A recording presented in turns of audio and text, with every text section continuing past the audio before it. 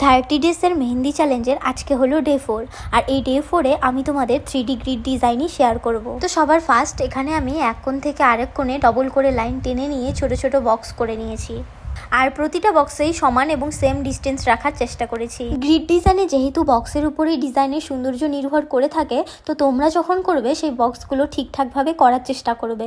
তারপর প্রত্যেকটা বক্সের উপরের কোণ থেকে হালকা একটা লাইন নিচের দিকে টেনে নিয়ে বক্সের লাইন বরাবর একটা লাইন বাঁ দিকে আর একটা লাইন ডান দিকে টানবো। পুরো বক্সের ভেতরে এভাবে বেসটা কমপ্লিট করে নিব। তারপর প্রত্যেকটা বক্সের ভেতরে যে দুটো করে লাইন করেছিলাম তার এক সাইডে একটু ডিপ থেকে হালকা করে শেডিং করে দিব। কিছু কিছু ডিজাইন আছে যে ডিজাইনগুলোতে শেডিং করা কিন্তু খুবই ইম্পর্টেন্ট, আর এই শেডিং এর উপরেই কিন্তু অনেকাংশ মেহেন্দির ডিজাইন নির্ভর করে। তো যাই হোক, এখানে যে বক্সের ভেতরে দুটো লাইন করেছিলাম তার এক সাইডে যেহেতু শেডিং করেছি আর এক সাইডে পুরোটা আমি ফিল করে দিয়েছি। আর পুরো ডিজাইনটা করার পর ডিজাইনটা দেখো একদমই 3D টাইপের লাগছে।